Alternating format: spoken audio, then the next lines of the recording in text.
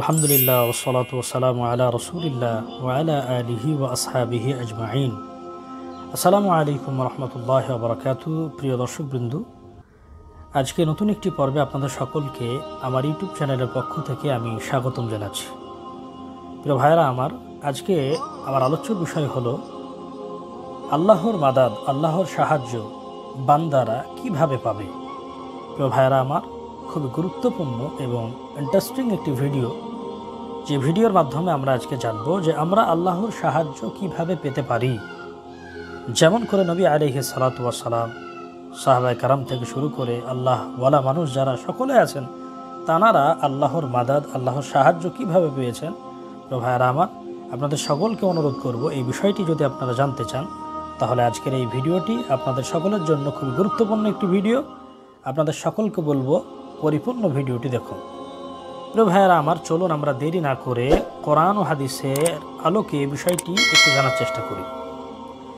আল্লাহর সাহায্য আমরা কিভাবে পেতে পারি, এ বিষয়টাই যদি আমরা লক্ষ্য করি, আমরা সকলে এটা জানি আল্লাহ রাব্বুল আলামিন যত নবী আল্লাহ তাআলা দুনিয়াতে পাঠিয়েছিলেন, কম বেশি পরীক্ষা আল্লাহ তাআলা সকলের কাছ থেকে নিয়েছেন এবং তার সাথে সাথে আল্লাহ রাব্বুল আলামিন তাদেরকে সাহায্যও করেছেন। কিভাবে আমরা সকলে জানি, আল্লাহর জলিলুল কদর একজন নবী ছিলেন হযরতে ইব্রাহিম আলাইহিস সালাতু ওয়াস সালাম। ইব্রাহিম আলাইহিস সালাতু ওয়াস সালামকে আল্লাহ তাআলা অনেকগুলো পরীক্ষা করেছিলেন। সে পরীক্ষায় তিনি পাশও করেছেন, আল্লাহ তাআলা তাকে সাহায্যও করেছেন। আল্লাহর মাদাদ, আল্লাহ তাকে সাহায্য করেছেন, আল্লাহর মাদাদ আল্লাহ তাআলা তাকে পাঠিয়েছেন। কিভাবে সেটা এই কারণেই সম্ভব হয়েছে, আল্লাহর সাহায্য আপনি এভাবেই পেতে পারেন যদি পূর্ণ ইয়াকিন, পূর্ণ বিশ্বাস, ঈমান এবং আস্থা যদি আল্লাহর প্রতি থাকে, ঈমান যদি আপনার আল্লাহর প্রতি থাকে, অবশ্যই আপনি আল্লাহর সাহায্য পাবেন। কিভাবে ইব্রাহিম আলাইহিস সালাম তিনি সাহায্য পেয়েছিলেন এতগুলো পরীক্ষার উপর মধ্যেও, যেমন এই পরীক্ষাটা আমরা জানি, হযরত ইব্রাহিম আলাইহিস সালাতু ওয়াস সালামকে বেঈমানেরা আগুনে পুড়িয়ে ফেলে মেরে ফেলতে চেয়েছিলেন। বাদশাহ নমরুদের সময় আমরা সকলে জানি, অহংকারী একজন বাদশাহ, জালিম একজন বাদশাহ। এই নমরুদের সময় ইব্রাহিম আলাইহিস সালাতু ওয়াস সালামকে আগুনে পুড়িয়ে তাকে মেরে ফেলতে চেয়েছিলেন। কিভাবে? হযরত ইব্রাহিম আলাইহিস সালাতু ওয়াস সালাম ছোট থেকেই তিনি এই যে মূর্তি পূজা, তার কওমের লোক, জাতির লোক, তারা সূর্য পূজা, মূর্তি পূজা এগুলো তারা করতেন। এ কারণেই তিনি প্রথম থেকে এগুলোর বিরোধিতা করতেন। তিনি আল্লাহর তাওহীদের, আল্লাহর রিসালাতের তিনি মানুষকে দাওয়াত দিতেন। প্রিয় ভাইরা আমার, হযরত ইব্রাহিম আলাইহিস সালাম তিনি এটা বুঝতেন ছোটবেলা থেকে যে জিনিসটাকে তোমরা নিজে তৈরি করো, আবার সেই জিনিসটারই তোমরা ইবাদত করো, এটা কোনো রবের ইবাদত হতে পারে না, এটা কোনো উপাস্য হতে পারে না। হযরত ইব্রাহিম আলাইহিস সালাতু ওয়াস সালামকে একদিন তারা জিজ্ঞাসা করলো যে আমাদের দেবতাদের ভেঙে গুড়িয়ে কে ফেলেছে? ইব্রাহিম আলাইহিস সালাতু ওয়াস সালাম বললেন, তোমাদের দেবতাদের মধ্যে সবচাইতে বড় যে, তাকে জিজ্ঞাসা করো কে ভেঙেছে। তারারা লজ্জা পেল এবং সাথে সাথে তারারা মনে মনে একটু পরিকল্পনা করলো, ইব্রাহিম আলাইহিস সালাতু ওয়াস সালামকে তারা আগুনে পুড়িয়ে মারবে। এটা আপনাদেরকে বলার উদ্দেশ্য হলো এইটাই যে আল্লাহ তাআলার সাহায্য, মাদাদ তিনি কিভাবে পেয়েছিলেন, এই বিষয়টি আপনাদেরকে জানার উদ্দেশ্য। হযরত ইব্রাহিম আলাইহিস সালাতু ওয়াস সালামকে পরিকল্পনা করলো তারা আগুনে পুড়িয়ে মারবে।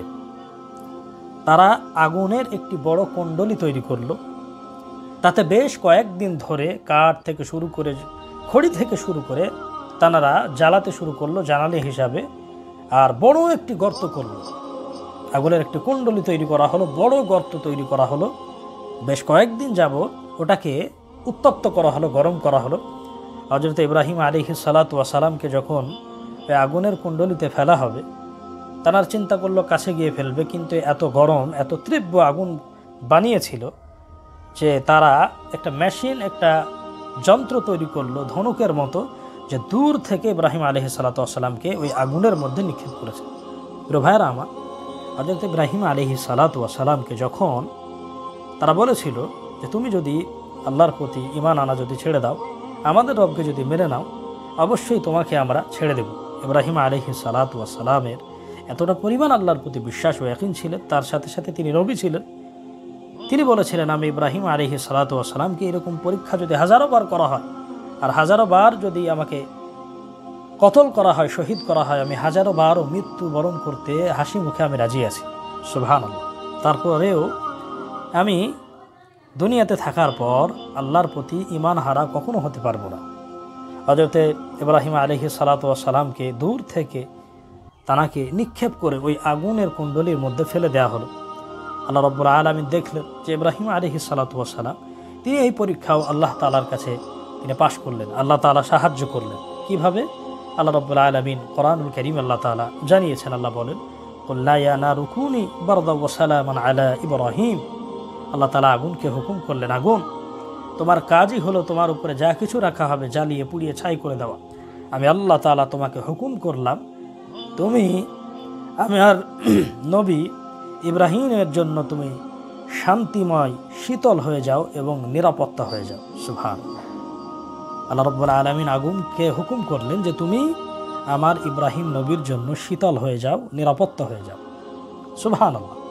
তো ভাইরা আমার, এই যে ইব্রাহিম আলাইহিস সালাতু ওয়াস সালাম তিনি কতটা পরিমাণে আল্লাহর প্রতি আস্থা এবং বিশ্বাস রেখেছিলেন। তিনি বেঈমানদের সম্মুখে তিনি এই আগুনের মধ্যে ঝাঁপ দিতে রাজি। তানাকে আগুনের মধ্যে নিক্ষেপ করে ফেলে দেওয়া হয়েছে, তারপরেও একটি বারের জন্য তিনি আল্লাহর আল্লাহ থেকে তিনি কিন্তু ঈমান হারা হননি। আল্লাহর প্রতি বিশ্বাস কিন্তু তিনি কম করেননি। প্রিয় ভাইরা আমার, দেখুন কিভাবে আল্লাহ রাব্বুল আলামিন এই আগুনের মধ্যে ইব্রাহিম আলাইহিস সালাতু ওয়াস সালামকে আল্লাহ তাআলা নিরাপত্তা দান করেছেন। আল্লাহ তাআলা তাকে সাহায্য করেছেন। সুবহানাল্লাহ। প্রিয় ভাইরা আমার, আজকের এই ঘটনা থেকে আমরা যে শিক্ষাটা গ্রহণ করব, যদি আমরা আল্লাহর সাহায্য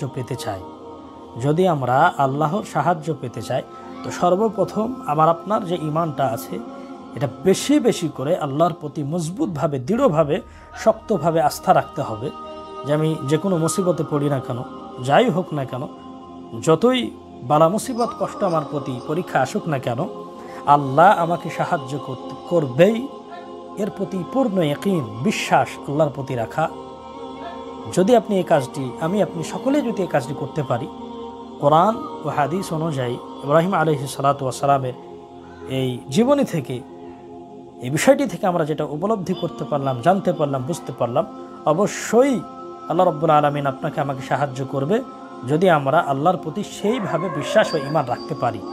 ভাইরা, আমরা আজকের ঘটনা থেকে সকলেই বিশেষ করে আল্লাহর প্রতি বেশি বেশি ঈমান রাখবো, আল্লাহর প্রতি আশা রাখবো যে আল্লাহ যে কোনো হালাতে, যে কোনো অবস্থায় আমাকে আপনাকে আল্লাহ সকলকেই সাহায্য করবেন ইনশাআল্লাহ। আল্লাহ তাআলা আমাদের সকলকে সেই তৌফিক দান করুন। আসসালামু আলাইকুম রহমতুল্লাহ। প্রিয় ভাইরা আমার, আজকের বক্তব্য যদি আপনাদের ভালো লেগে থাকে, অবশ্যই আপনাদেরকে বলবো আমার চ্যানেলটিকে সাবস্ক্রাইব করবেন, ভিডিওটি বেশি বেশি করে আপনারা শেয়ার করবেন।